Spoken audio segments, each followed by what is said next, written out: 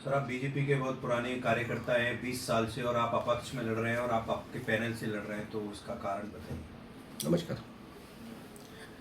अपक्ष लड़ रहा हूँ, ये बात सही है।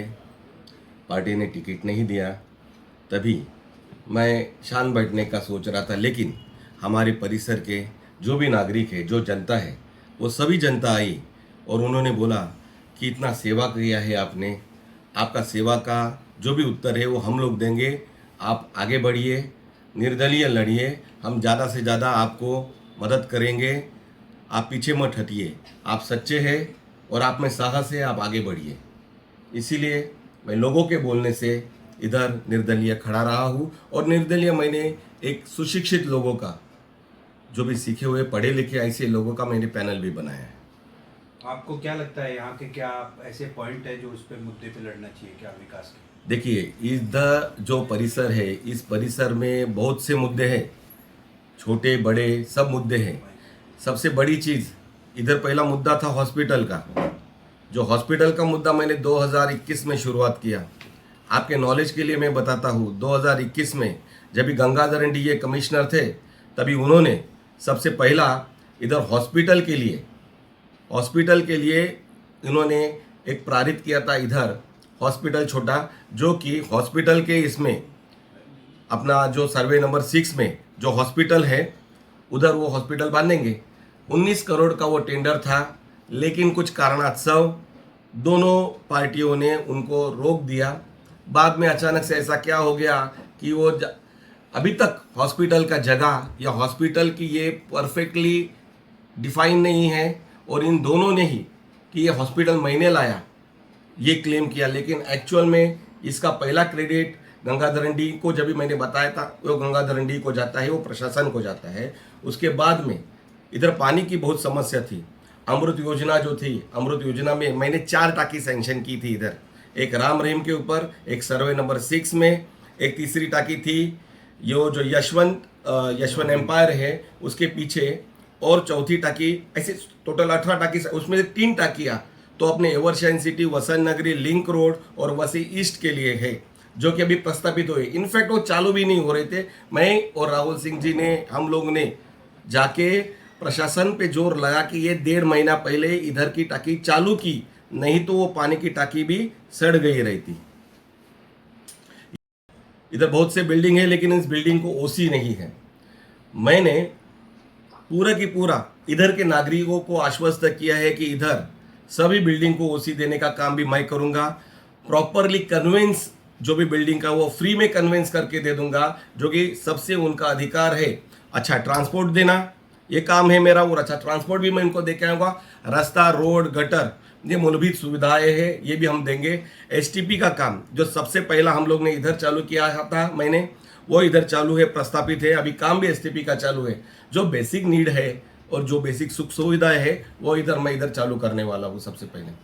तो ऐसी क्या वो हो गई जो बीजेपी ने आपको इतने सालों से टिकट, आप इतने साल बीजेपी के लिए काम बराबर करते है थे, कि ऐसी क्या मजबूरी आ गई जो बीजेपी ने आपको टिकट नहीं दिया? ये मजबूरी का कारण मुझे समझ नहीं पाया अभी तक, इसके लिए आज ये कारण है। आपको किसी तरह का आश्वासन दिया गया था या कि पहले से ही इस बात को डिनाई कर दिया गया? देखिए, इधर जो भी लोकल लेवल के बड़े पदाधिकारी है, इन्होंने मुझे बताया कि भाई तुमको 2 पैनल निकालने का, यानी 8 सीट निकालने का है, 8 सीट निकालने का है, और आपके कैंडिडेट रहेंगे। तो 8 सीट का 4 सीट कभी हुआ, 4 सीट का 1 सीट कभी होता है, और 1 सीट का 0 सीट कभी हो जाता है। ये जाके आप सवाल उनसे पूछिए। देखिए, मैंने उनको बताया भी कि मैं शांत बैठने का है या पार्टी का प्रचार करने का है, आपका जो भी स्पष्टीकरण दीजिए। लेकिन अगर आप स्पष्टीकरण भी नहीं देंगे, संवाद नहीं साधेंगे, तो किधर तो मिसअंडरस्टैंडिंग पैदा होती है। इनका क्या एग्जैक्टली मोटिव था कि वो मेरे को क्यों ये पीछे से ये सब जो ये जो हुआ, रामायण या महाभारत जो हुआ, ये क्यों ऐसा पीछे से कर रहे थे, इसका कारण मुझे अभी तक समझने नहीं आया। ये इनसिक्योरिटी थी या क्या थी मुझे नहीं मालूम है, लेकिन उन्होंने नहीं करना चाहिए था।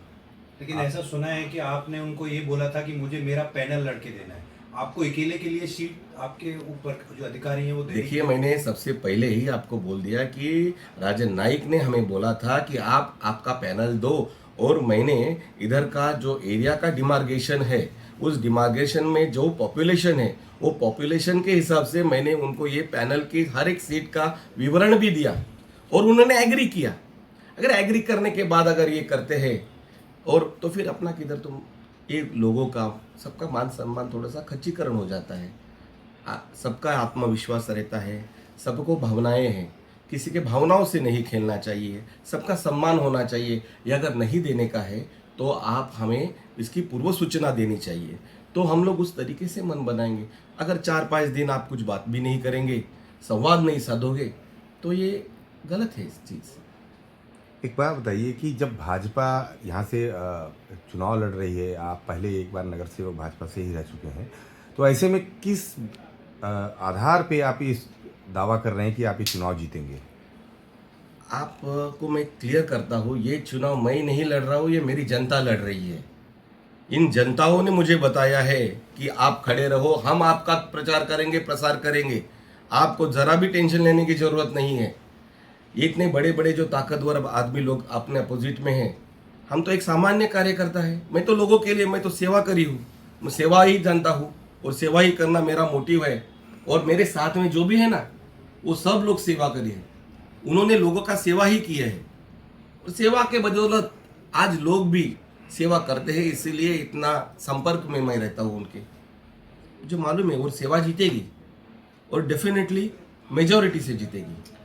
अच्छा, एक बात और भी है कि ये वार्ड एक ऐसा वार्ड है कि जहाँ पे सबसे ज़्यादा हम कह सकते हैं कि बीजेपी के जो कार्यकर्ता थे, पदाधिकारी थे, वही चुनाव पक्ष में लड़ रहे हैं। एक लोग और रहे, तो ऐसे में क्या बीजेपी पे कितना प्रभाव पड़ेगा, आपके ऊपर इसका कितना प्रभाव पड़ेगा? देखिए, आपका बात सही है। पहले भी मैं इधर का कॉरपोरेटर था, तो बट ऑब्वियसली मेरे ही कार्यकर्ता रहेंगे। अपोजिट में जो जो लोग हैं वो मेरे कार्यकर्ता है। एक छोड़ के यहाँ जो शेड़के करके कार्यकर्ता है वो तो पीए हैं। पीए किसके? जो अतुल सावे जो मंत्री है, अभी तक वो ओएसडी और 20,000 महाराष्ट्र शासन का पाए गया है। अतुल सावे जी को मैं दरख्वास्त करता हूँ, ऐसे आदमी को आप अगर किसी इन्फ्लुएंस में अगर आकर किसी पीए को आप टिकट देंगे तो ये गलत है। ऊपर का काम आप ऊपर कर लीजिए, नीचे सेवा करनी है, हम लोग सेवा नीचे करने के लिए रेडी है ना। चुनाव में एजेंडा क्या है आपका? सेवा, मैंने बताया, मैंने इतने साल तक मैं सेवा करते आया हूँ, आगे भी सेवा करता रहूँगा। और ये सिंपल चीज़ें हैं, मैंने बताया, जो सबसे पहला हॉस्पिटल, पानी, गटर, जो मूलभूत सोई है, सुविधाएं हैं, वो लोगों तक पहुँचाने की है। देखिए, सबसे पहली बड़ी एजेंडा में जो भी नगर सेवक है वो अवेलेबल रहना चाहिए। जो अवेलेबल रहता है नगर सेवक और प्रॉम्प्ट रिस्पॉन्स करता है, वही नगर सेवक। एक्चुअली बहुत बड़ा नेता नहीं चाहिए रहता है लोगों को। जब भी छोटा से छोटा भी काम आता है तो उनके लोगों का दर्द मैंने देखा है। छोटे अटेस्टेशन भी, वो लोग अटेस्टेशन रहे या कुछ रहे, उस वक्त जो दर दर भटकना पड़ता है लोगों को, वो दर्द मैंने महसूस किया और दर्द नहीं होना चाहिए। इसीलिए लोगों ने मेरे को साथ में बोला, एक आवाज़ में सब लोगों ने बोला कि आइए, आप आपका पैनल खड़ा कीजिए, सच दिखाने का वक्त है, आप सच दिखाइए। एक बात और निकल के आ रही है, कैंडिडेट बीजेपी ने बांटे हैं, तो क्या इसी तरह से बांटे गए हैं कि जितने काबिल लोग थे उनको दरकिनार किया गया और जो यहाँ की जो टीम थी, बीजेपी की टीम टिकट देने वाली, उनके बहकावे में आके केवल नए नए लोगों को दिया गया है? देखिए सर, जिन्होंने टिकट दिया उन्होंने कैसा टिकट दिया ये आप पहला जाके उनसे पूछिए। सोई गैर सोई क्या होती है, ज़रूरत और अजरूरत जो बोलते हैं जिसको, जो होती वो हर लोगों ने देखा रहेगा किसी ने। आप ये क्वेश्चन मेरे से ज़्यादा उनको पूछिए। टिकट देना ये नीचे वालों का काम था, ऊपर वाले तो मेरे ख्याल से इतना टिकट के इसमें ज़्यादा देखते नहीं हैं, तो इधर से टिकट दिया गया है, इसके लिए ये मिसअंडरस्टैंडिंग हुआ है, गलती हुई है। तो क्या आप इसको एक गलती मानते हैं कि दरकिनार करना मानते हैं? देखिए, मैं सच के साथ हूँ और सच का उत्तर, मेरा आंसर मेरे पब्लिक देंगे। किसका क्या मानना है ये लोग दिखाएंगे। मैं लोगों का हूँ, मैं वही बोल रहा हूँ, मैं लोगों की आवाज़ आप तक पहुँचाता हूँ, बस यही मेरा एक काम है। भाजपा करीब 14 महीने से सत्ता में है, यहाँ पे बराबर। एमएलए हैं, सांसद रहे हैं, तो क्या लगता है कि उनका जो काम किया गया है उसका भी आपको फायदा मिलेगा? सांसद और भाजपा ने जो काम किया है वो फ़ायदा, देखो मैंने फ़ायदा लोकल लेवल के जो छोटे छोटे से जो काम है वो लोगों तक पहुंचाने में मैं नंबर 1 पहला तो रहा हूँ। देखिए जैसे आयुष्मान कार्ड रहा, सबसे ज़्यादा आयुष्मान कार्ड मैंने बनाया है, आपको बताता हूँ। 2500 आयुष्मान कार्ड बनाए, senior citizen card 2000 senior citizen card बनाए, सेवा की है लोगों की, ये सेवा याद रहती है। देखो शासन के जो भी सुविधाएं है लोगों तक देना एक आम छोटे से छोटे कार्यकर्ता या नगर सेवक का काम है, वो मैंने पारदर्शकता से किया है और मैं करता आया हूँ। बीजेपी का महापौर आपकी सीट के बगैर नहीं बन सकता है, तो क्या आप बीजेपी में शामिल होंगे? सर पहला तो मैं लड़ने दो और मुझे अच्छे वोटों से चुन के आने दो। आने वाला वक्त भी मेरी जनता ही तय करेगी कि मेरा आंसर क्या रहेगा। मेरी जनता ही मेरा परमेश्वर है। मेरे टैगलाइन में मैं हमेशा एक लिखता हूँ, सेवा ही मेरा धर्म है, जनसेवा हीच माझी ईश्वर सेवा आहे आणि ती मी करणारच। आणि ह्या जनसेवेसाठी माझा जन्म झालेला आहे आणि माझ्या सगळ्या सहकाऱ्यांचा जन्म हा जनसेवेसाठी झालेला आहे, हे मी ठासून सांगतो। एक बात बताइए, आप धर्म और विकास में किसको आगे रखते हैं? क्योंकि आपने भगवा पहना है गले में। वाइड भी है, तो धर्म और विकास, देखिए पहला तो विकास से ही धर्म होता है और धर्म से भी विकास होता है। हर एक विकास और हर एक धर्म विकास का ही नारा लगाते हैं। सबको साथ लेके जाऊंगा, विकास और सेवा करते वक्त जरा भी भेदभाव या मतभेद नहीं रखूंगा। सभी लोग आने वाले सेवा मांगने वाले हर एक लोग मेरे हैं, मैं उनको सेवा दूंगा। आज नीतीश राणे आने वाले हैं और 9 तारीख को मुख्यमंत्री यहाँ पे आने वाले हैं। इससे आपके चुनावी कैंपेन पे क्या प्रभाव पड़ेगा? नहीं, कुछ नहीं फर्क पड़ेगा। मैं बोल रहा हूँ आपको, कुछ नहीं फर्क पड़ेगा। जनता को फर्क पड़ेगा तो मुझे फर्क पड़ेगा। जनता ही सब कुछ है, जनता डिसाइड करने वाली है। तो कौन, जनता से आगे मेरे लिए कोई नहीं है। हमारी जनता ही परमेश्वर है, जनता ही सब कुछ है। जिन्होंने मुझे खड़ा रहने के लिए बोला वही सब कुछ है। फाइनली आप आपके मतदाताओं को क्या मैसेज देना चाहेंगे आप? मैंने अगर सेवा की है आपके ही बोलने से, तो सेवा का उत्तर मदद से दो। सेवा की ताकत सबसे बड़ी है, ये इस वक्त दिखाने का वक्त है। सेवा या किधर तो बोलते हैं ना, वो मेवा के पीछे या सेवा के पीछे रहना है, या आपको डिसाइड करना है। कल उठ के फिर किसी को ब्लेम मत कीजिए कि ये ठीक नहीं है या ये ठीक नहीं है। सेवा जो देता जानता मालूम है, उससे सेवा लीजिए। एडवोकेट साहब, राहुल साहब, आप कुछ बोलना चाहेंगे? पार्टी का मैं निष्ठावान कार्यकर्ता हूँ। अनेक लोकसभा चुनाव हुए, विधानसभा चुनाव हुए, पार्टी के लिए हमने दिन रात झोंका, अपना तन मन धन से हमने पार्टी के प्रति समर्पित होके निष्ठावान कार्यकर्ता की तरह हमने काम किया। लोकसभा का चुनाव रहा, हमने अपने प्रभाग से 25 से 30 हज़ार से 40 हज़ार का लीड दिया। विधानसभा के चुनाव में 10 से 15 हज़ार का लीड दिया। जब महानगर पालिका का चुनाव लगा तो महाराष्ट्र प्रदेश के वरिष्ठ नेताओं ने हमसे कहा कि आप लोग तैयारी में लगिए, और आप लोग सिर्फ अपने प्रभाग की तैयारी में नहीं, तर अगल बगल का भी प्रभाग कैसे आएगा, क्योंकि हमने दोनों विधानसभा में मदद करके पार्टी को और चुन के लाया था। दोनों विधानसभा, वसई विधानसभा, क्योंकि हमारा प्रभाग एक ऐसा है जिसमें तीनों विधानसभा लगता है। नालासोपारा विधानसभा, वसई विधानसभा और बोईसर विधानसभा, तीनों के ट्रायंगल पे हमारा ये प्रभाग है।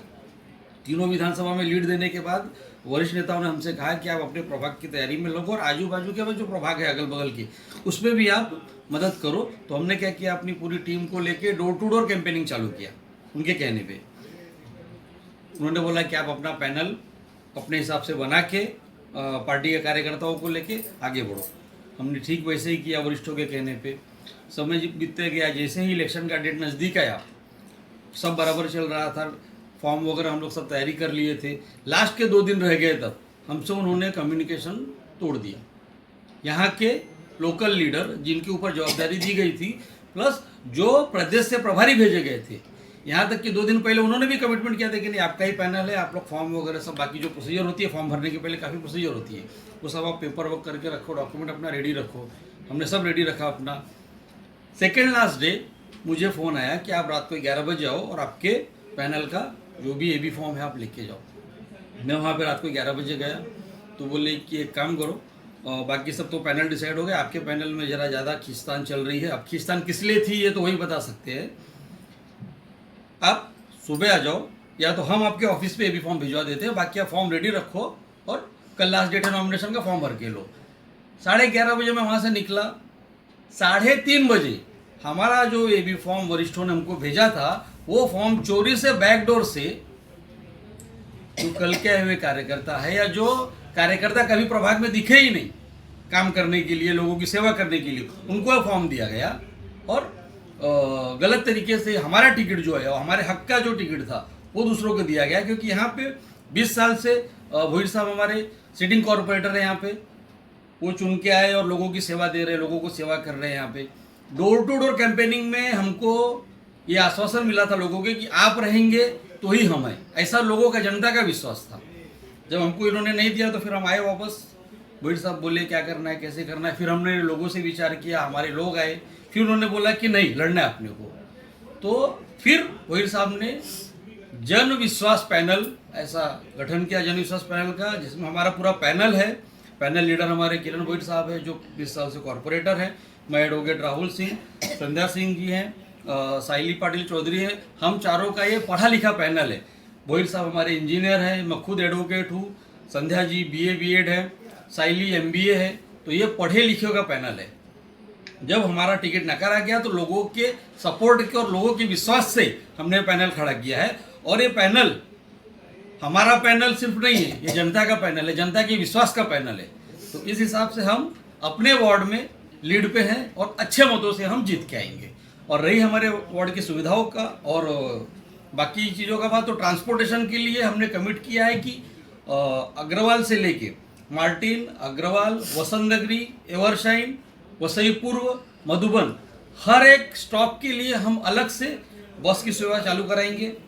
प्लस हमारे प्रभाग में जितनी भी बिल्डिंग को ओसी नहीं है, मैं खुद एडवोकेट हूँ तो लीगल टर्म में मुझे किसी को कुछ देना नहीं है, ना तो मुझे किसी भी अपने जनता से कुछ लेना है। लीगल टर्म मैं खुद फ्री में सबको करके दूंगा।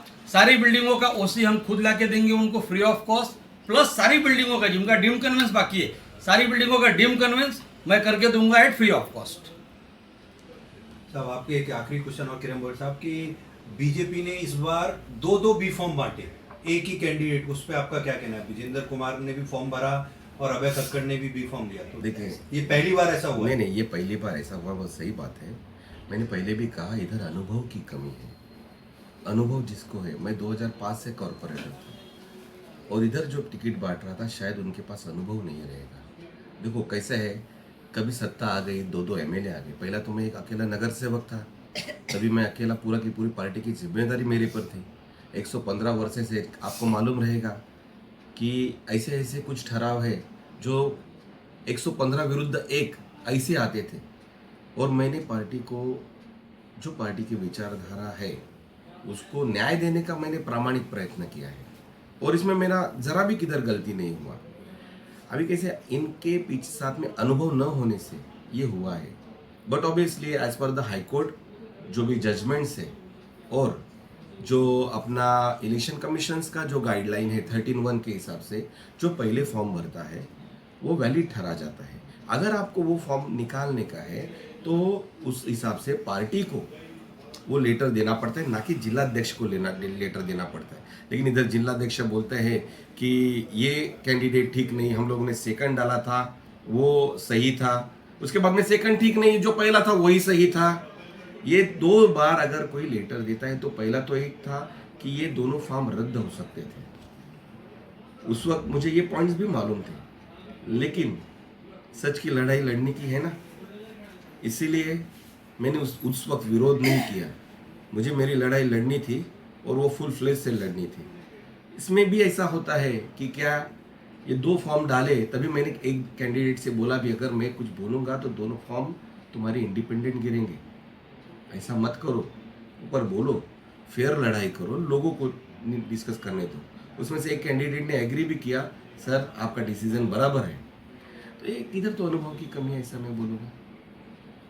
इसके साथ में भारतीय जनता इतनी बड़ी पार्टी है, उसका यहाँ के लोकल नेताओं की वजह से इतनी फजीयत हुई है। जैसे हमारा टिकट काट के इन्होंने एक बेहुदा मजाक किया है, ठीक उसी तरह वही मजाक इन्होंने किया टिकट बांटने में।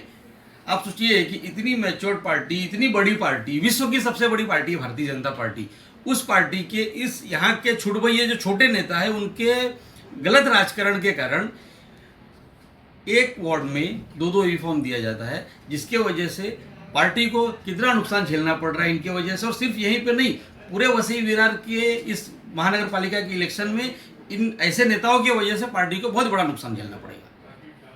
एक बात और जाननी थी कि वार्ड नंबर 18 है, उसमें भाजपा की तरफ से एक कैंडिडेट हैं, उनके खिलाफ 1 दर्जन से अधिक मामले दर्ज हैं, गैंग रेप के मामले दर्ज हैं। उन्हें है पहले तो मुझे मालूम नहीं वार्ड नंबर 18 में कौन खड़ा रह रहा है, क्योंकि मैं इधर 22, 15 और 17 ये तीनों ही पैनल मेरे आजू बगल में थे और मेरा कंसंट्रेशन इधर था। आप ज़रा बता पाएंगे उधर कौन कैंडिडेट है? गंगू श्रीवास्तव।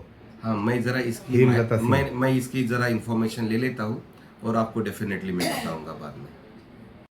आप ऐसा सोचने में आ रहा है कि जो बीजेपी पार्टी से जो खड़े हैं यहाँ पे, आप उनको भी टक्कर दे रहे हैं, तो आपने कैसे किरण गोयर के पैनल में आने की और ये क्या है किरण गोयर आपके पैनल में रहने के लिए देखिए सजेस्ट किया?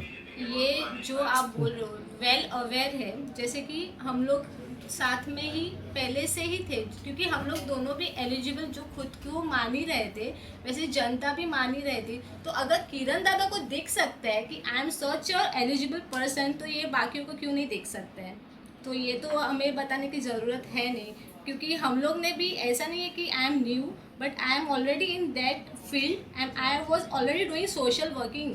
सो मेरा नाम वैसे भी था, बट राइट नाउ जो ऐसे कैंडिडेट्स हमें खुद दिखाई दे रहे हैं, जो मैं खुद सोच रही हूँ कि मैंने खुद ने इनका नाम तो सुना नहीं है, या फिर लोगों ने भी क्या सुना ही रहेगा। तो जनता, अगर जनता खुद हमारे पास आके हमें खुद कन्विंस कर सकती है कि you have to fight for yourself, और वो टाइम पे वो भगवान का कुछ ब्लेसिंग रहेगा या फिर कुछ इशारा रहेगा कि किरण दादा और मेरा हम लोग का ऐसा मिलना हुआ कि वो ऑन द स्पॉट हम लोग का पैनल ऐसे रेडी हुआ जो आपके सामने है, जो आज चर्चों में जैसे आपने खुद बोला। So I am very happy to hear that कि इतना अच्छा हमारा नाम हो रहा है, वैसे आगे भी हो जाए। और इसलिए हमारा पार्टी अपक्ष जो हम लोग लड़ रहे हैं उसका हम लोग ने नाम भी ऐसे ही दिया कि जन विश्वास। क्या उसका मीनिंग जो मैं खुद आपको बताना चाहूँगी कि ये जनता का विश्वास है, जो जनता ने हमें आज इस तरह इसे स्ट्रॉन्ग खड़ा रहने दिया है। और जैसे किरण दादा हमारे लीडर हैं, हम लोग पूरे पिलर हैं हमारे ये जन विश्वास के अपक्ष पार्टी के लिए। तो बस हम लोग साथ में, हम लोग चारों एकदम अच्छे से स्ट्रांगली आगे बढ़ रहे हैं एंड कॉन्फिडेंटली एंड अच्छे से हम लोग बहुत मेजॉरिटी से जीतने भी वाले हैं। अगर आप ये चुनाव जीतती हैं तो Yes. महिलाओं के लिए आपके पास क्या प्लान है? महिलाओं के बारे में आप क्या सोचती हैं? महिला है ऐसे, अभी ये जो करंट सिचुएशन है, आजकल महिला सिर्फ घर और जो बच्चों में रह रही है, अटक गए हैं। तो मैं चाहती हूँ आज महिलाओं को भी कुछ ऐसे काम जो हम लोग दे सकते हैं, क्यों हाउसवाइफ्स के लिए भी बहुत सारे फील्ड्स है जो हम लोग हमारे जितने भी अच्छे हम लोग उनको रोज़गार दे सकते हैं। तो पहली बात तो मुझे उनको सभी महिलाओं को रोज़गार देना है, और उनके कोई भी लाइक वॉट एवर वी से, उनके भी बहुत सारे क्वेश्चंस रहते हैं, उनको भी बहुत सारी तकलीफ़ें रहते हैं। So I will be free to them, I will be every time available to them. यही मेरा पहले तो विजन है और मोटो भी है। के बारे में मैं शॉर्ट में ब्रीफ देता हूँ आपको। 2004 से आंटी भारतीय जनता पार्टी की एक कर्मठ कार्यकर्ता रह चुकी है, और मुझे लास्ट का चुनाव जिताने के लिए भी उनकी पूरी फैमिली साथ में थी। तो वो कितने कर्मठ भारतीय जनता पार्टी की कार्यकर्ता ये थे, ये आपको मैं एक शॉर्ट में बताया था। अभी आप उनसे पूछ लीजिए जो पूछना है। क्या अपील करना चाहेंगे आप? मैं अपील जनता से ये करना चाहूँगी कि मैं 2004 से काम कर रही हूँ। मेरे अंडर कितने इलेक्शन आए और मैंने सब में अच्छे से काम किया, मेहनत से काम किया, और उसका नतीजा हमको आज भुगतना पड़ा। और जनता, बसंत नगरी की जनता, एवरसाइन की जनता हमको अच्छी तरह से जानती है, और लिंक रोड की एकदम चेहरे से जानती है। दरवाजे पे जाते हैं तो लोग बोलते हैं बहुत अच्छा आपने किया पैनल बना के। तो अभी अपील क्या करना चाहेंगे आप? अपील ये करना चाहूँगी कि अगर आप लोगों का मैंने कुछ भी किया हो, सेवा किया हो, उसका आप मुझे नतीजा। भोईर साहब, एक सवाल है बचा हुआ कि ये कहा जा रहा है, मार्केट में बात धीरे धीरे खुल के आ रही है कि कई कैंडिडेटों को बीजेपी और शिवसेना ने पैसे लेकर टिकट दिए। इस पर आपका क्या कहना है? क्या इस कारण से आप लोगों का टिकट कटा है? देखिए, पैसे लेना या देना, या मैंने पहले भी कहा, आप उनसे पूछिए कि ये जिसने जो भी किया है, आप उनसे एक सवाल पूछिए। मैं इस बारे में जानता नहीं हूँ क्या पैसे का लेन देन हुआ है। वो मैं इस चीज़ों में गिरता नहीं हूँ। मेरा काम सेवा देना है और काम करना है लोगों का। मैं बाकी चीज़ों मुझे मालूम भी नहीं और मैं गिरता भी नहीं बीच में। लेकिन अगर धुआं उठा है तो आग तो कहीं ना कहीं लगी होगी निगम जी। ये तो मैं इतना जरूर बोलूँगा कि अगर ऐसा चर्चा है तो कहीं ना कहीं कुछ ना कुछ हुआ होगा। अब आप पत्रकार हैं तो आप ज़्यादा बेहतर तरीके से निकाल के हमको बताएंगे। हम भी ये जानना चाहते हैं कि ऐसा क्यों हुआ, क्योंकि हम 20 साल से मेहनत कर रहे हैं, 20 साल से लोगों की सेवा कर रहे हैं, लोगों के बीच में है, एक पक्ष के लिए निष्ठावान कार्यकर्ता के रूप में हम थे। तो हमारा टिकट एंड मोमेंट में कमिट करके हमको एंड मोमेंट में क्यों दरकिनार किया गया, क्यों काटा गया, इसका जवाब हम आपसे भी चाहेंगे, क्योंकि वरिष्ठों से तो इसका जवाब अभी तक मिला नहीं है हमको। तो आप भी जरा निकाल के हमको जवाब बताएंगे तो अच्छा होगा। भोईर साहब, एक बात और है, एक आखिरी सवाल है कि 22 नंबर वार्ड में उत्तर भारतीय वोट बैंक एक कह सकते हैं कि निर्णायक भूमिका में है। ऐसे में भाजपा जो है, ये पूरा चुनाव चाहे लोकसभा हो चाहे विधानसभा हो, उत्तर भारतीय मत पर आधारित था। अब 22 नंबर वार्ड में एक भी उत्तर भारतीय कैंडिडेट नहीं दिया गया, कई इच्छुक लोग थे, तो उसका क्या कारण है, क्या रीजंस हो सकते हैं? देखो, मैं पहले भी कह चुका हूँ, ये अनुभव का कमी है। मैंने पूरा विश्लेषण दिया था कि कितने उत्तर भारतीय कैंडिडेट अपने वोटर्स हैं और इनकी प्रतिनिधित्व करने के लिए आपको उत्तर भारतीय चेहरा चाहिए। और दूसरी बात में स्थानिक, जैसे कि इधर आचोले गांव, गोखिवरे गांव और नवघर गांव, ऐसे लोग थे, तो उधर स्थानिक लोग भी चाहिए। तो ये एक राइट कॉम्बिनेशन बनाना चाहिए जीतने के लिए। तो उस हिसाब से 2 उत्तर भारतीय है मेरे साथ में, हम दोनों स्थानिक है इधर के। तो ये कॉम्बिनेशन राइट कॉम्बिनेशन है जो सबको साथ में लेके चलता है, आखिर जीत उसकी होती है ना। एक ये बात है कि चारों कैंडिडेट स्थानिक नहीं है, आप कह रहे हैं, आपका मतलब यही हो रहा है। तो आप बता सकते हैं कि चारों कैंडिडेट कहाँ से बिलोंग करते हैं? नहीं, पहले तो कौन से कैंडिडेट, कौन से पार्टी के? बीजेपी के कैंडिडेट। देखो, तो अभय कक्कड़ तो मेरा ही कार्य करते थे, और वो तो इधर ही लिंक रोड में रहते थे। शेल के अभी आए हैं, शायद उधर मंत्रालय में 5 दिन रहते हैं, वो 2 दिन इधर रहते हैं, 2 दिन किधर रहते हैं। उनके 2-4 घर है, पहले नाला सोपारा में रहते थे, बाद में किधर विरार चले गए। अभी लगा इन लोग को कि अभी भारतीय जनता पार्टी के 2 आमदार आए, हमारा किधर तो सिक्का बैठेगा, आए रहेंगे इधर।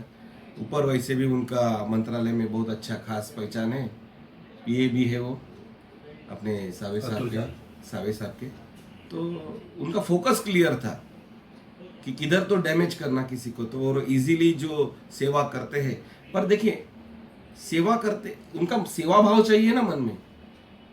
इधर है नहीं, तुम टिकट लो, सबका अधिकार है, लेकिन मन में सेवा भाव भी तो होना चाहिए। सिर्फ अगर मेवा खाने का है और इसके लिए नगर सेवक बनोगे तो वो गलत है। मैंने इतने 15-20 साल लोगों का, जब 2015 से 20 तक, 20 के बाद में भी मैं नगर सेवक था, नगर सेवक नहीं था, फिर भी सेवा करता था ना मैं। और बाकी के 2 कैंडिडेट, एक कैंडिडेट क्या नाम है, ये जरा मुझको एकदम नया, मैंने पहली बार नाम सुना उनका, जरा ये मुझे नहीं मालूम है किधर के है। एक्चुअली मेरे ख्याल से वो किधर मधुबन में रहते हैं, या मेरे ख्याल से लिंक रोड में रहते हैं, या किधर तो रहते हैं। मैंने भी अभी नाम सुना है उनका, अभी नाम, मतलब ये इलेक्शन अभी आया इसीलिए अभी नाम सुना, ऐसा लगने लगा। और चौथा कैंडिडेट है कल्पना इनके बारे में आपको भी मालूम होगा, जो भी हो आप निकाल लीजिए इनके बारे में भी जरा।